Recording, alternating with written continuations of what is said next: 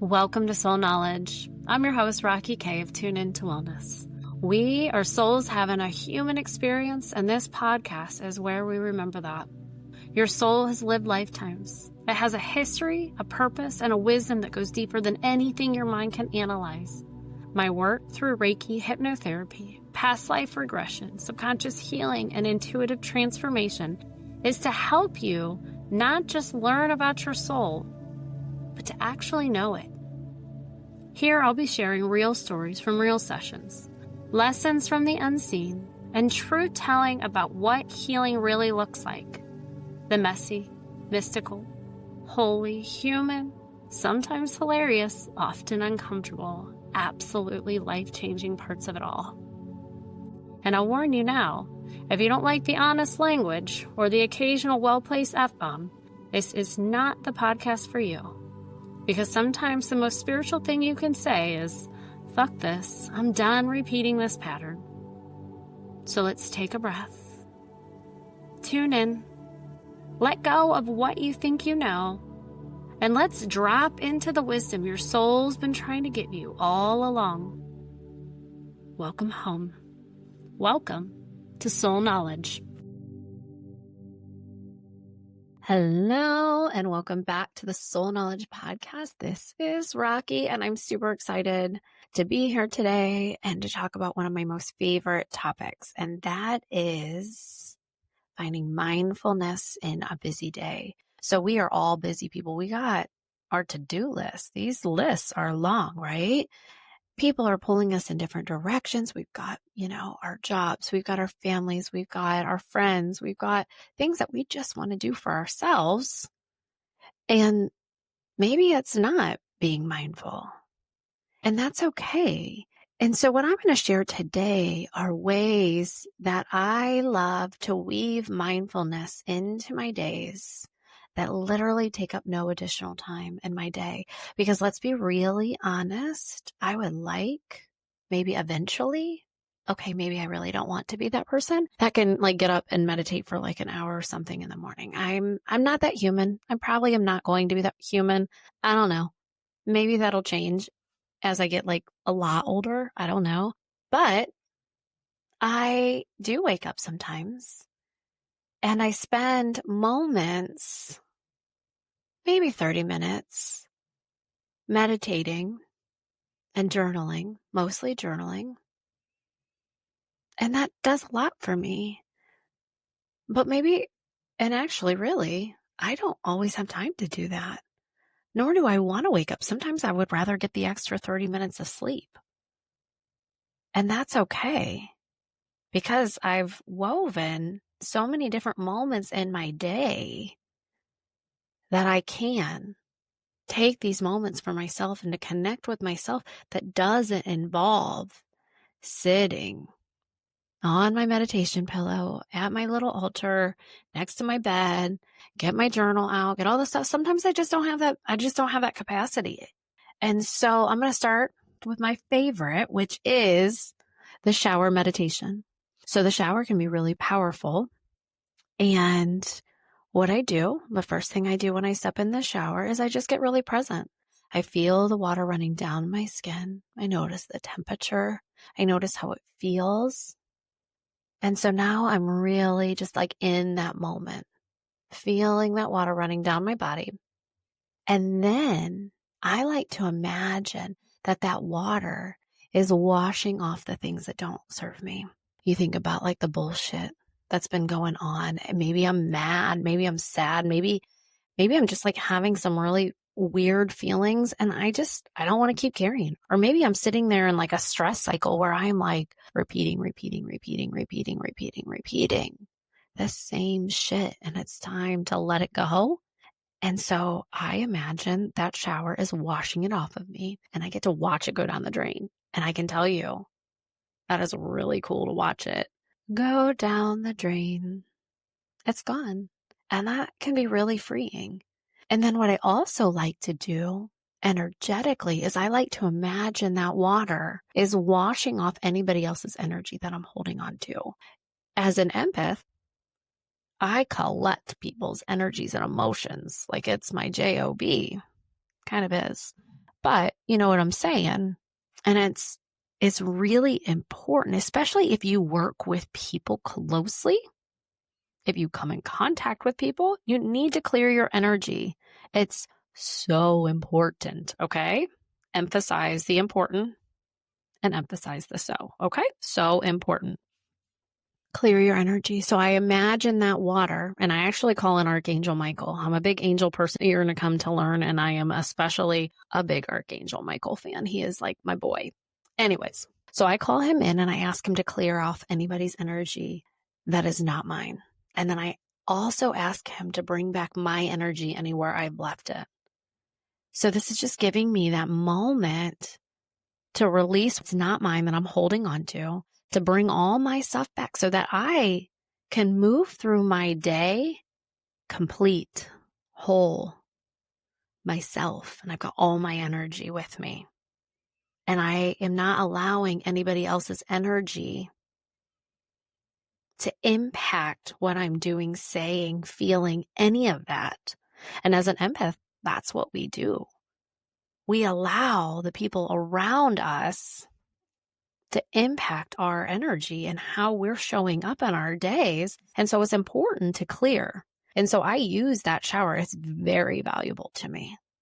And I don't take crazy long showers, guys. This takes like maybe 2 minutes, maybe 2 minutes. You can do this. You can do a quick version of all of this and clear out all the emotions, clear out like whatever's holding you back, anything that's draining your energy, the things you're stressing about, and you clear off energy and bring your energy back.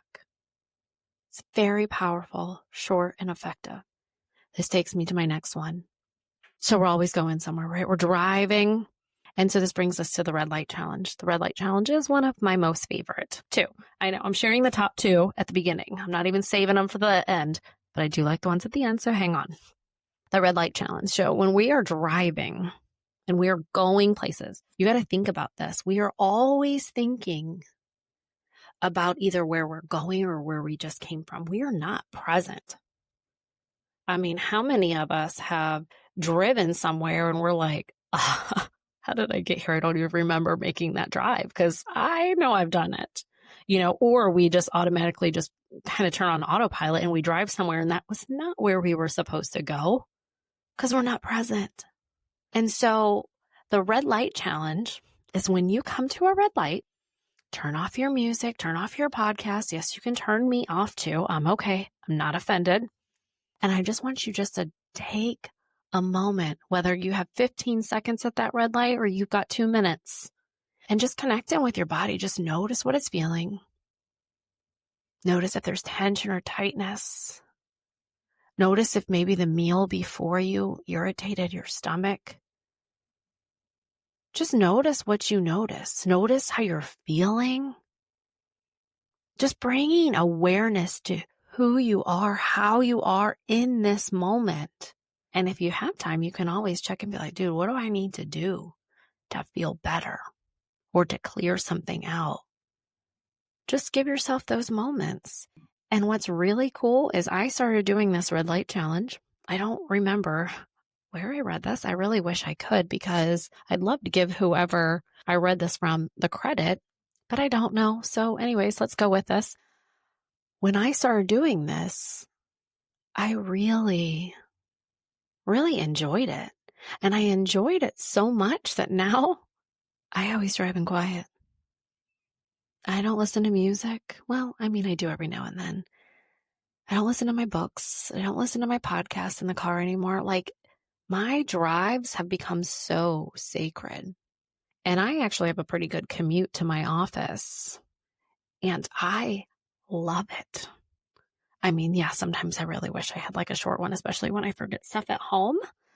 But those car trips, well, one, I use it in creatively. I get so many downloads and I get so many ideas. And so I'm just voice texting it right onto my notes. I'm like, hey, like, let's get this down. But I also use it as my time on my way home to process everything that happened at work and in my job, because sometimes the stuff that I come across and what people bring into my office is not always good. And that's okay. Doesn't mean I don't want it, but I have this time to wash all of it off before I walk into the house with my family, my husband, my dog, my daughters. Like I want to be fully present. I don't want to be so spooling and rolling through what happened in my day. Like I'm done. I've already worked through that. So when I show up, I'm at home. And that's super cool. And that's a gift, not only to myself, but to my family. And you can give them that gift. And if you need to drive around the block a couple times, it's okay. It's a gift of being fully present and balancing that work-life balance. So either way, that's the red light challenge. I hope you use it. You may end up really liking red lights and hoping you get stopped and be like, instead of wishing that the light's going to turn green, you'll be like, stay red, whatever. Anyways, next one is the bookends. So we think about our day. It starts in the morning, it ends in the evening. And so I always tell people it's so important to have bookends. And when I say bookends, it's how you start your day, it's how you finish your day. It really sets the tone. And so not always, like I said, do I get up and meditate.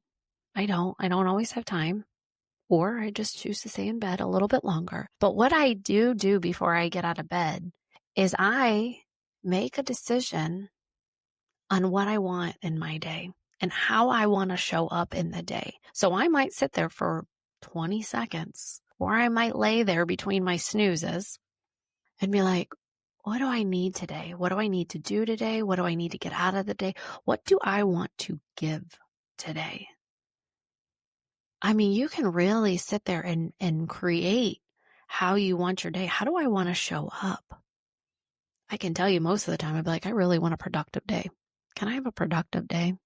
I know. It doesn't always work, but at least I'm putting that effort forward, right? But it gives me that moment just to like really kind of check in. Like, what do I want? What do I need today? How do I want to show up? Because we choose how we show up in our day. Do we want to show up as an asshole? I don't. Do I want to show up as a peaceful, calm, grounded person that is strong? Hell yeah, I do. And so, yeah, I make that my intention in the day. And what a great way to start. And now we're talking about the other bookend. I grew up Catholic and I went to Catholic school for 9 years. And I've always been a big prayer, and I still very much pray. I might not go to church regularly, if at all, and that's okay. But I still pray. I still have a really, really good relationship with God, and people call it all different things. I call it God, and I do call it Source.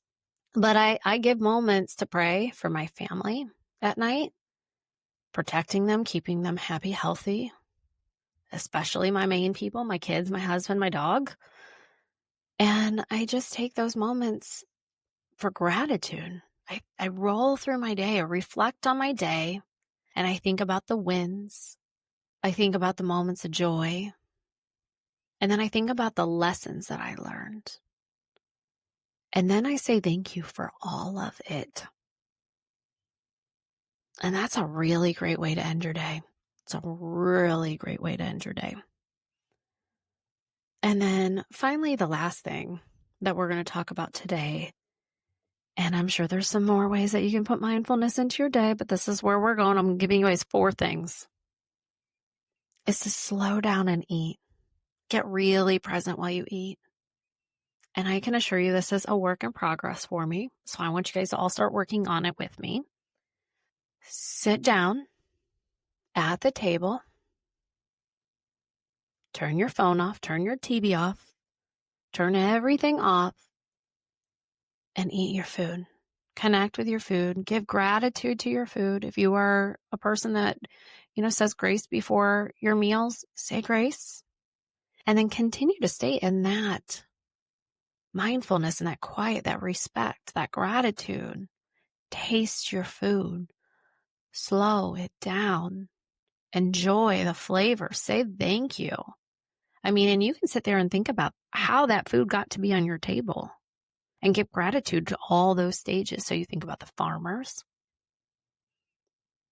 and then the people that got it to the grocery stores, even the packaging facility. If you want to go into detail like that, thank them. Thank you, farmers. Thank you to the drivers that got it to the packaging facility. Thank you to the packaging facility. Thank you to the people that produce the packaging. And thank you to the person that built my car so that I could go to the grocery store and bring it home. I mean, you guys can really sit in here and work your way through. You think about the animals too. Give gratitude to the animals that have been sacrificed. If you eat meat, I eat meat, and I'm always grateful. Make it a moment. And I can tell you, you won't eat as much. Your stomach won't be as upset. But if you think about, because I chronically did this, is I would stand at my counter and I would eat my meals. I never sat down to eat. And it's not that I didn't have the time to, it's just that I did. Because I always had to be busy. You know, there's always something to do. Or I was trying to rush through everything so I could get more and more done. And now I sit down and I eat all of my meals at my table in quiet, you know, and in the evenings or, you know, when my family's home, usually it's just my husband that sits with me now for dinner, but we'll sit and eat. Sometimes we watch TV, so it's not always, but I make sure that I have my breakfast, my lunch as a very sacred meal. So what are ways? I want you just to start to reflect. You know, you can take this to start and reflect over the next days, weeks, months to come. How can you bring mindfulness into your days? You know, I would love for you to share different ways that you like to slide mindfulness into your days. You know, you guys can send me messages on my Instagram. That's all in the show notes. Tell me how you bring mindfulness into your day. And I love these 4 because they literally don't take any time out of your day. The busiest person is. But then I hope as you start to do these and you work these into your day, that you just start to be really intentional. You become more intentional with setting time aside to be mindful.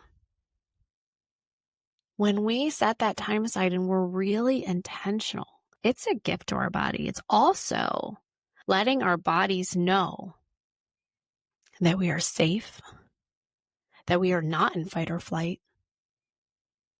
And that is really, really important because we're always so stressed when we eat fast, when we're moving fast, when we're going and doing things, go, go, go, go, go, go, go, go, go. Our bodies never get out of that stress cycle. It is in fight or flight constantly. So being really intentional about just taking these moments that literally take no time out of your day and bring mindfulness to them. Bring mindfulness to these moments in your days. I hope that something in here feels easy, feels like, yes, I'm going to do this today, even if it's just one of them. Do one of these things this week. And then next week, add in a second. And the week after that, do the third. And then the week after, do the fourth. And then maybe in 5 weeks, you start setting time aside to just breathe. Maybe you meditate for 5 minutes. Or maybe you just focus on your breath for 5 minutes. It doesn't even have to be anything crazy. Maybe you look up a guided meditation. Maybe you sign up for one of mine. They're only $11. And you can do that from literally anywhere. Because you can zoom in. Either way, I hope I do see you on a meditation. And until next time, thank you for tuning in and for doing this work, not just for yourself, but for everyone connected to you. If this episode stirred something in you, trust that. Share it, leave a review. Send it to someone whose soul needs it. Your voice and your ripple matter. And if you're ready to go deeper, to explore your past lives, heal your patterns, reconnect to your soul, or work with me one-on-one, head over to tuneintowellness.com or connect with me on Instagram. Until next time, trust what you feel, honor what you know, and remember, your soul already has the answers. Be bold, be light, be you. I'll see you next time on Soul Knowledge.